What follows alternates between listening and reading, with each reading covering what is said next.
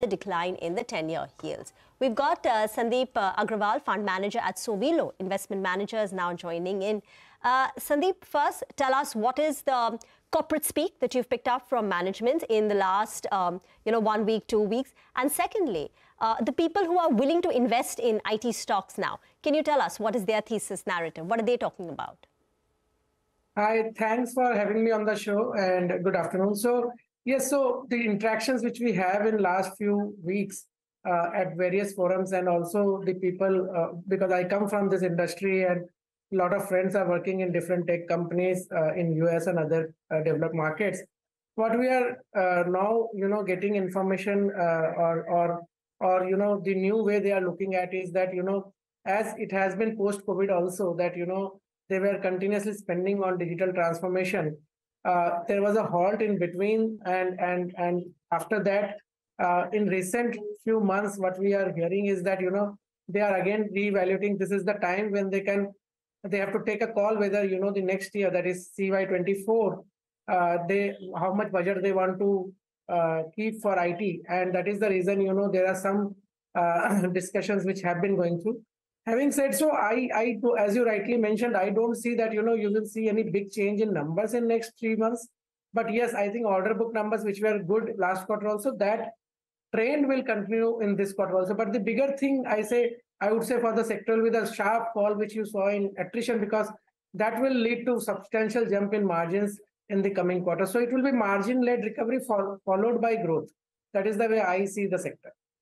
Are investors cutting checks to buy IT at current levels?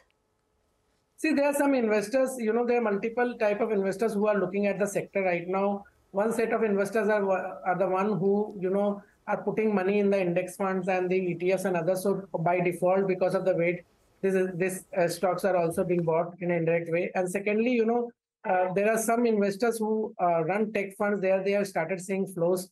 So that is another reason why there is a rally in these names. And third, I think, the biggest reason is that with interest rates, at least there is a signal that they may not go much higher from here in the developed markets, and primarily in the US, which is the biggest market for Indian tech companies. I think, investors are taking a call that the best way to play interest rate fall cycle will be to buy tech names. And that is what they are doing right now. So I think it is All right. Meanwhile, as we speak, on the side of the macros as well, the rupee has seen a big surge. It's about to, break the 83 to the dollar mark, and that's also on account of what's taken place overnight in the dollar index itself. The dollar index has, moved below that 102 mark, which is the lowest levels that we've seen, if I remember, since August or so. And the rupee has gained more than 30 paise from yesterday's close, hit a 1-month high. It'll be very interesting to see where the rupee goes here, and will that prove to be a bit of a headwind for IT companies as well as we speak? Though the cross-currency movements have seemed to have lesser impact on IT names over the last couple of years or so. Your thoughts on this one? So I think, as you again rightly said, that, currency has not been a big mover on either side in the past, because these companies all work on continuous hedge basis. Most of the companies follow continuous hedge policy. And because of that, maybe you can get some changes on the headline numbers, but bottom line numbers don't change much. So I think that same thing will continue. I think, most of the IT companies are well positioned at 80, 81 rupees. Right now we are at 83. So some depreciation from here will not hurt, some appreciation from here will not hurt them in that significant way. Right now, I think the biggest delta for all the companies is the sharp fall in attrition, which they have seen last quarter, and that trend is continuing right now. So that is helping their margins in a very big way. That is the key takeaway, I think, which is happening in the sector. Sandip, if for people who are watching, if you had to give them one idea, what would that be in this space?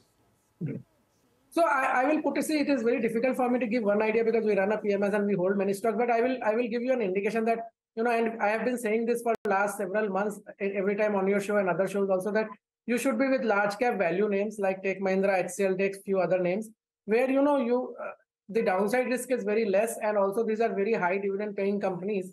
So cash distribution is very strong, and also growth, they have always surprised positively. And at least places where there is a new CEO coming in, the chances of big turnaround as we have seen in multiple mid-sized companies in past 3 years, those remains high. So I will still say that, you should chase value with growth and not only growth and pay very expensive multiples right now. So you should look at large cap names. Okay. Two specific names, if you can comment. One is Wipro. Nobody wants to talk about Wipro. And I don't think there's any ownership there as well, right? So it's extremely under-owned. And maybe for good reason. It's not performed for me. But how long can it go this way, right? I mean, so that is one. What are the chances on that one? Briefly. And second is InfoEdge, which has done well. I think it's moved up about 15-20% over the last 3 months. But that lastly seems to be a function of how Zomato has done. What are prospects for that one? Go on.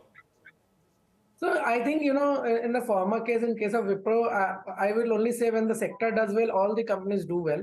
And where there is valuation comfort, those stocks generally catch up quicker. So I think at this level, the risks are very limited.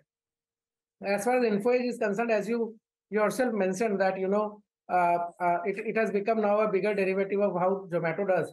And based on what we are seeing in the current environment, if there will be political stability and the economy will do well, these are somewhere, second or third derivative of economy as well. So I think even InfoEdge should do well. And InfoEdge is actually basically a best way to play a collection of, disruptive technologies or disruptive startups in the country. So I always believe that it is a must-own stock for most of the people who are looking from a long-term perspective. All right, Sandip, we'll leave it there. Thank you very much for joining us. It's a good conversation always, and come back more often. Good to speak. Thanks very much. Well, Hey, thank you for watching this on CNBC TV18. Hope you liked it. For more such interesting news and updates, follow CNBC TV18 on all the social media platforms.